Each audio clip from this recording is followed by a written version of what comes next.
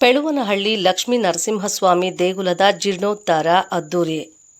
ಮಾಲೂರು ತಾಲೂಕಿನ ಪೆಳುವನಹಳ್ಳಿಯ ಲಕ್ಷ್ಮೀ ನರಸಿಂಹಸ್ವಾಮಿ ದೇಗುಲದ ಜೀರ್ಣೋದ್ಧಾರ ಪ್ರತಿಷ್ಠಾಪನೆ ಕಾರ್ಯಕ್ರಮ ಭಾನುವಾರ ಆರಂಭವಾಗಿದ್ದು, ಸೋಮವಾರ ಧಾರ್ಮಿಕ ಕೈಂಕರ್ಯ ಅದ್ದೂರಿಯಾಗಿ ನಡೆಯಲಿದೆ.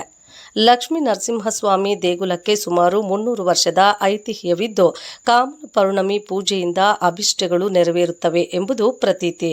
ಸುತ್ತಮುತ್ತಲಿನ 50 ಗ್ರಾಮಗಳ ಜನತೆಗೆ ದೇಗುಲದ ಒಕ್ಕಲಿದ್ದು, ಚೋಳರ ದೇಗುಲಕ್ಕೆ ಬೆಂಗಳೂರಿನಿಂದಲೂ ಭಕ್ತರು ಆಗಮಿಸಿ ದರ್ಶನ ಪಡೆಯುತ್ತಾರೆ. ದೇವರಿಗೆ ಬೆಳ್ಳಿ ಕವಚ ಮತ್ತು ಕಿರೀಟ ಕೊಡಿಸಲು ಭಕ್ತರು ಮುಂದೆ ಬಂದಿದ್ದಾರೆ. ಪ್ರತಿ ಶನಿವಾರ ದೇಗುಲದಲ್ಲಿ ವಿಶೇಷ ಪೂಜೆ ಇದ್ದು, ಮಂಗಳವಾರ ಅಭಿಷೇಕ ಇರುತ್ತದೆ ಎಂದು ಅರ್ಚಕ ರಾಮಸ್ವಾಮಿ ತಿಳಿಸಿದ್ದಾರೆ. ಮುಖಂಡರಾದ ನಂಜೇಗೌಡ, ಪೊಲೀಸ್ ಮಹದೇವಯ್ಯ, ಪದ್ಮನಾಭಾಚಾರ್, ಪಂಚಾಯಿತಿ ಸದಸ್ಯ ಚೌಡಪ್ಪ, ಮುರಳಿ, ನರಸಿಂಹರಾಜು, ನಾರಾಯಣಸ್ವಾಮಿ, ಯುವರಾಜ, ಅರುಣ್, ಲಕ್ಷ್ಮಯ್ಯ ಪ್ರತ್ಯಕ್ಷವಾಗಿ ಪರೋಕ್ಷವಾಗಿ ಭಗವಂತನಿಗೆ ಸಹಾಯ ಹಸ್ತವನ್ನು ನೀಡಿ ಧನಧಾನ್ಯ ಸೌಕರ್ಯಗಳನ್ನು ನೀಡಿ ಭಕ್ತರ ನೆಲೆಗೆ ಭಗವಂತ ಇಲ್ಲಿ ನಿಲ್ಲಲಿ ಅಂತ ಹೇಳಿ ಈ ಆಲಯವನ್ನ ನಿರ್ಮಾಣ ಮಾಡಿದ್ದಾರೆ. ಇಂದು ಮತ್ತು ನಾಳೆ ಆ ಪರಮಾತ್ಮನ ಪುನರ್ ಪ್ರತಿಷ್ಠಾಪನಾ ಮಹೋತ್ಸವವನ್ನು ಹಮ್ಮಿಕೊಳ್ಳಲಾಗಿದೆ.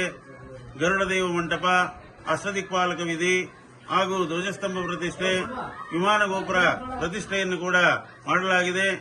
ಈ ದೇವಾಲಯದ ಹಿನ್ನೆಲೆ ಯಾರಾದರೂ ತಪ್ಪು ಮಾಡಿದ್ದಲ್ಲಿ ಅಂತಹವರಿಗೆ ಅಲ್ಲೇ ಶಿಕ್ಷೆಯನ್ನು ನೀಡಿದಂತ ಸ್ವಾಮಿ ಅಂತ ಕೂಡ ಪ್ರತೀತಿ ಇದೆ.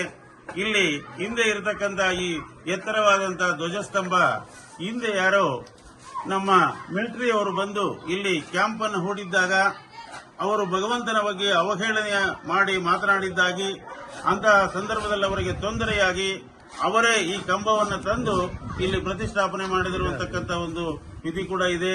ಹಲವಾರು ಕಳ್ಳತನಗಳಾದಾಗ ಭಗವಂತನೇ ಇನ್ನೊಬ್ಬರ ಮೈ ಮೇಲೆ ಬಂದು ನಿಂತು ಅವರಿಗೆ ಆ ಒಡವೆಗಳನ್ನು ಕೊಡಿಸಿದ್ದಾನೆ ಅಂತಕ್ಕಂಥ ಒಂದು ಪ್ರತೀತಿ ಕೂಡ ನಮ್ಮಲ್ಲಿ ಇದಾಗಿದೆ.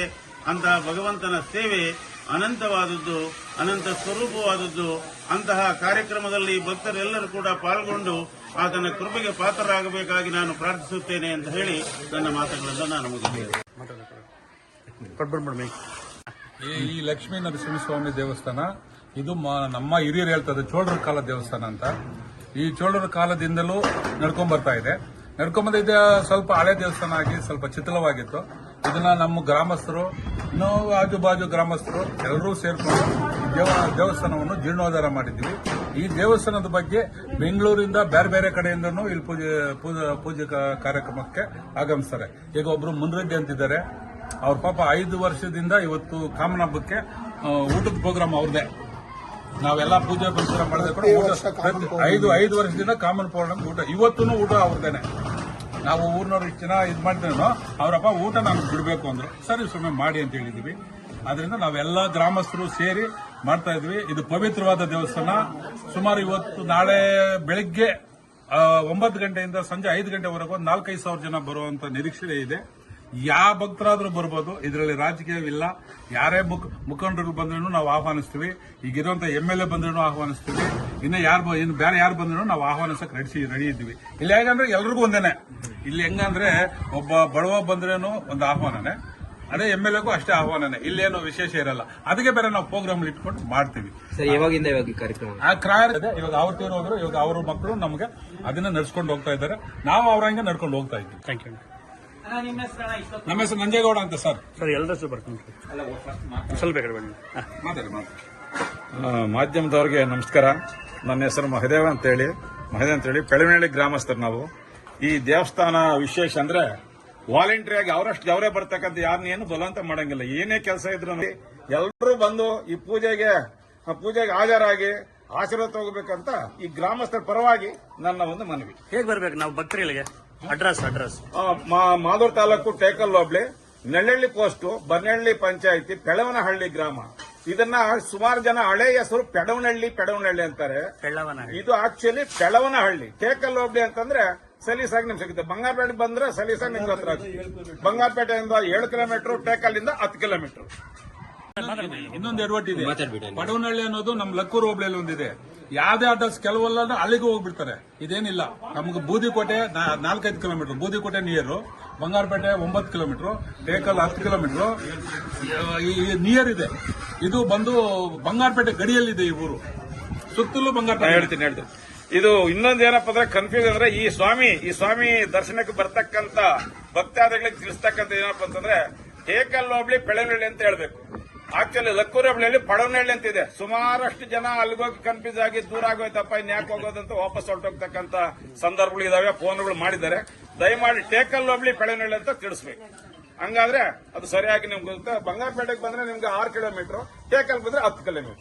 ದಯಮಾಡಿ ನಾಳೆ ಪೂಜೆಗೆ ಎಲ್ಲರೂ ಬಂದು ಆಶೀರ್ವಾದ ತಗೊಂಡೋಗ್ಬೇಕು. ಮತ್ತೆ ಇಲ್ಲಿ ಪೂಜೆಗೆ ಹಾಜರಾಗಬೇಕಂತ ತಮಗೆ ಮನವಿ, ಗ್ರಾಮಸ್ಥರ ಕಡೆಯಿಂದ ಮನವಿ.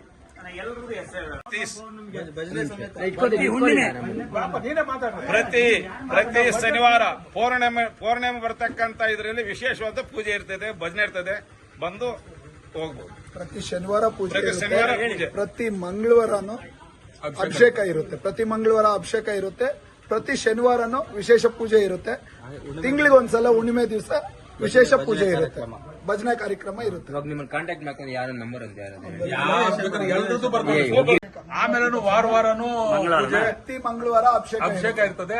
ಯಾರಾದ್ರೂ ಎಲ್ಲಿಂದ ಭಕ್ತರು ಬಂದು ಅವ್ರ ಅರ್ಕೆ ಮಾಡ್ಕೊಂಡು ಅರ್ಕೆನ್ ಅವ್ರು ತೀರ್ಸ್ಕೊಂಡು ಹೋಗ್ಬೋದು, ಒಳ್ಳೇದಾಗ್ತದೆ. ಇದ್ರ ವಿಶೇಷತೆ ಶಾನ ಇದೆ. ಪ್ರತಿ ಶನಿವಾರ ವಿಶೇಷ ಪೂಜೆ ಇರುತ್ತೆ. ಈಗ ಮಂಗಳವಾರ ಅಭಿಷೇಕ ಪೂಜೆ ನಮ್ದು ಇರುತ್ತೆ. ಒಂದೇ ಒಂದು ಕನ್ಫ್ಯೂಷನ್ ಅಂದ್ರೆ ಲಕ್ಕೂರು ಹೋಬಳಿಯಲ್ಲಿ ಅಲ್ಲೇನು ಮಹಾತ್ಮನ ಇವರೇ ಲಕ್ಷ್ಮೀ ನರಸಿಂಹ ಸ್ವಾಮಿನೇ. ಈ ಹಳ್ಳಿ ಹೆಸರು ಒಂದೇನೆ. ಪೌರ್ಣಮಿ ಪೂಜೆ ಕೆಲವೊಬ್ಬರು ಅಲ್ಲಿ ಜಾಸ್ತಿ ಜನವಾಗಿ ನಾವು ಫೋನ್ ಹಾಕಿದ್ದಾರೆ. ಅದಾಗೋದು ಬೇಡ. ಪೆಳವನಹಳ್ಳಿ ಗ್ರಾಮ ಬೂದಿಪೇಟೆಗೆ ನಿಯರ್, ಈ ಕಡೆ ಬಂಗಾರಪೇಟೆಗೆ ನಿಯರು, ಟೇಕಲ್ ನಿಯರು, ಬಂಗಾರಪೇಟೆ ಗಡಿಯಲ್ಲಿ ಇರುವಂತಹ ಹಳ್ಳಿ. ಕೋಲಾರಿಂದ ಬರ್ಬೇಕು ಅಂದ್ರೆ ಹೆಂಗ್ ಬರ್ಬೇಕು? ಕೋಲಾರಿಂದ ಬಂಗಾರಪೇಟೆಯಿಂದ ಸರ್, ಡೈರೆಕ್ಟ್ ಬಂಗಾರಪೇಟೆಯಿಂದ. ಇದು ಚಿಕ್ಕ ಹಳ್ಳಿ, ಒಂದು 50-60 ಮನೆ ಇರುವಂತಹ ಹಳ್ಳಿ. ಆದ್ರೂ ಪರಮಾತ್ಮನ ವಿಶೇಷತೆ ಚೆನ್ನಾಗಿದೆ. ಇದನ್ನ ಎಲ್ಲರೂ ಬಳಸ್ಕೊಂಡ್ರೆ. ನಿಮ್ಮ ಹೆಸರು, ನಿಮ್ಮ ನಂಬರ್? ನಮ್ಮ ಹೆಸರು ಜಿ ಪದ್ಮನಾಭಾಚಾರ್ ಅಂತ. Phone number 9448506388. ಇನ್ನೊಂದ್ಸಲಿ ಫೋನ್ ನಂಬರ್.